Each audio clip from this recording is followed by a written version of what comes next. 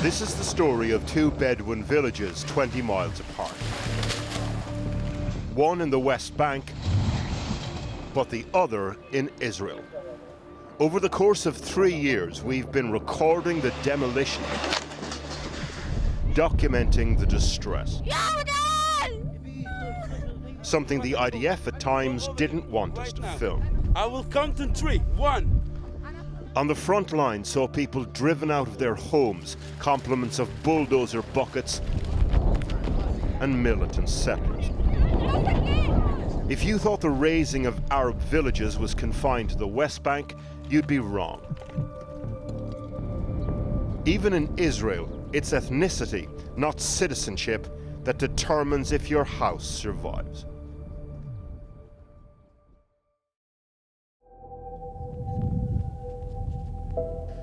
We start in the West Bank in 2022, the village of Khalat al-Daba. The cards belie an agonizing waiting game for Jabir Debabseh and his friends. The Israeli Supreme Court has just ruled that his village should be demolished to make way for an army firing zone.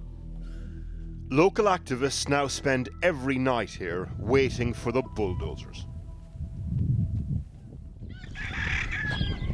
Day after day, displacement comes closer. To protect himself, Jabir will move his family into the cave where his Bedouin ancestors lived before him. لما يكون عندك بس منفذ اللي هو الباب اللي بتدخل منه اللي بدون تهوية بدون هاي الحالة يعني حياة بتختلف لأنه صراحة يعني ممكن تأثر عليك ممكن تنخنق وممكن. Suffocation comes slowly here, but everyone knows it's on the way. Months pass. The October the 7th atrocity occurs. After that, the demolition of Arab villages in the West Bank goes into overdrive. Then, eventually in February of this year, it's Khalat al-Daba's turn.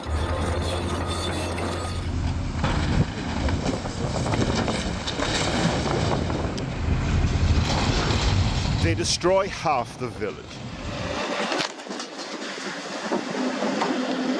3 months later, they bulldoze the rest, including the caves. 90 people are left homeless. Most continue living in the rubble of their houses. Among them, Jabir Debabseh. هو اللي صار الهدم تقريبا من هاي الزاوية عندك هناك بيوت عندك هنا بيوت عندك هاي مغارة اللي هي هاي المغارة أكبر من دولة إسرائيل عمرها حوالي 200 سنة لكن مش رايحين يغيروا شو مكان يعني احنا بالآخر صامدين. Last year across the West Bank, almost 1,800 Arab homes were destroyed in this way. But it's not just happening in the occupied territories. 20 miles away, inside Israel itself, we hear about another demolition. This is the village of Assur. Its residents are among the 200,000 Bedouin who live in Israel's Negev desert. They're Muslims, ethnically Arab, their ancestors nomadic. But they are also citizens of Israel. And now all they can do is watch as the state destroys their homes. Once the bulldozers have finished, we follow as the Bedouin go to see what remains of their home.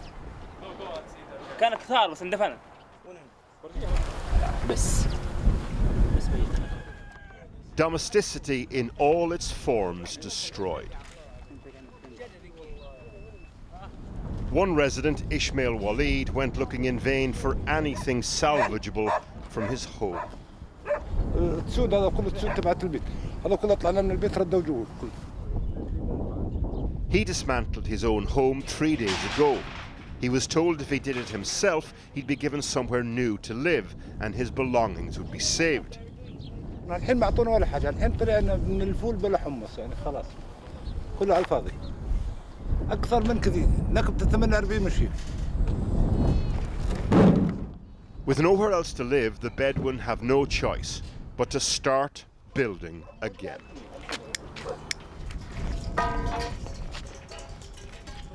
ايش بدي اسوي؟ خلي عن العالم كيف؟ انا ايش وجهة نظرك انت في هذا؟ ماني رئيس، انا اضغط الناس مش رئيس، لا تفكرني انا احبط واحد في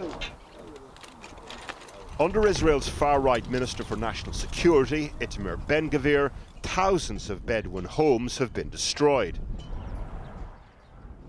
Nothing can put the brakes on the bulldozers, not supplication to a higher power, or even being a soldier with the IDF. הנה הרסו בתים פה. אין. נגמר העולם. אין.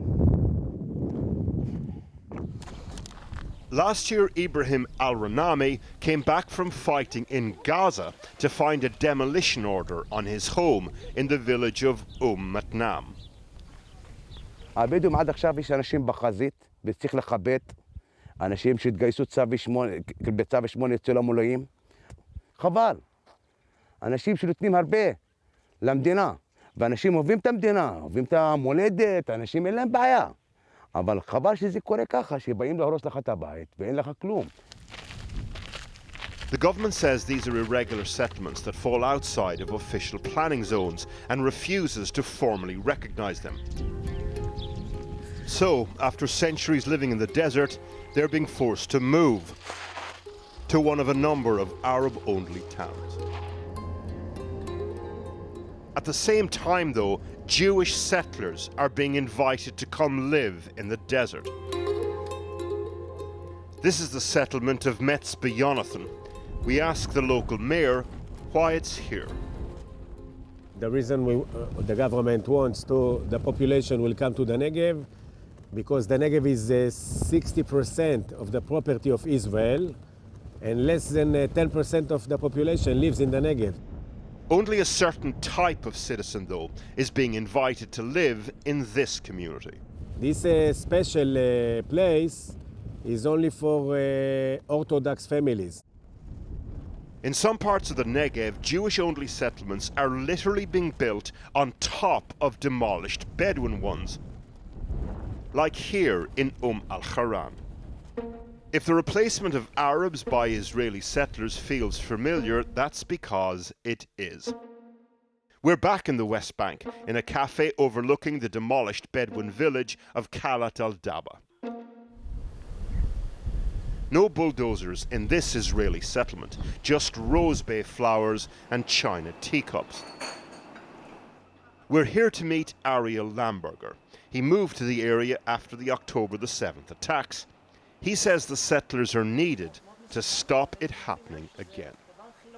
The places we don't live in, they build their homes, they walk around there, and we can't be there.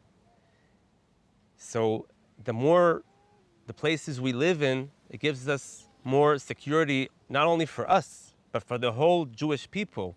If we won't sit here, the Arabs will sit here, and they'll be closer to Tel Aviv and to Jerusalem. So we here are guarding our brothers in the whole country. If the Lambergers are the genteel face of the settler movement, we're about to meet the ones with their faces covered. We're on our way back to the ruins of Khalat al-Daba, following a convoy of IDF soldiers. Armed settlers have attacked the village, but Jabber is the one being questioned. أنا خايف الحين يجي ياخذوه، هذا الشاب يعني ما فيش عنده إلا ولدين ويلا يلا وطلع محل الهدم هنا عند اللي مش حين يناموا الليل والليل تعين. As Jabber is arrested, all his son can do is watch.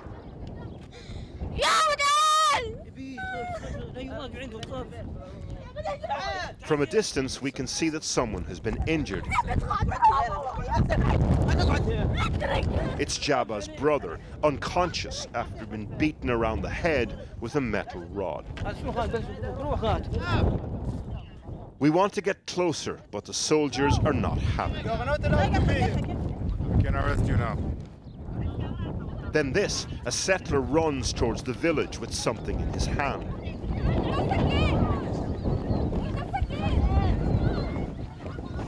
The soldiers don't react, but we follow.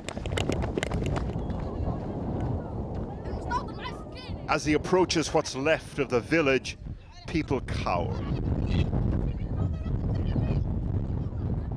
But with the cameras on him, he tucks the item into his sleeve and walks back out.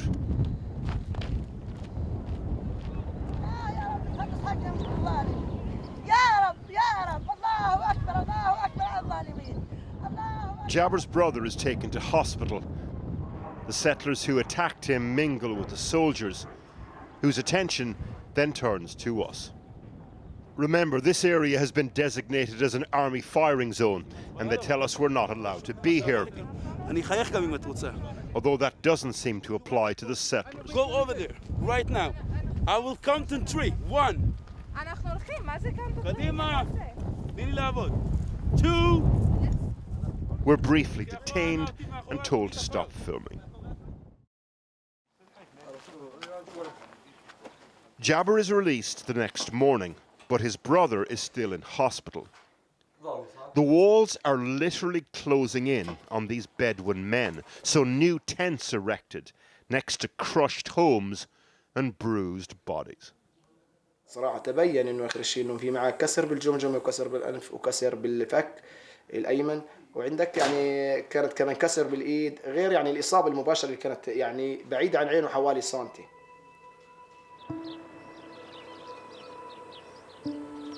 Whether in the West Bank or in Israel, the playbook is the same. Replacing populations through planning laws, bulldozers, settlers. Creating hierarchies of homes, 2 different tiers of people.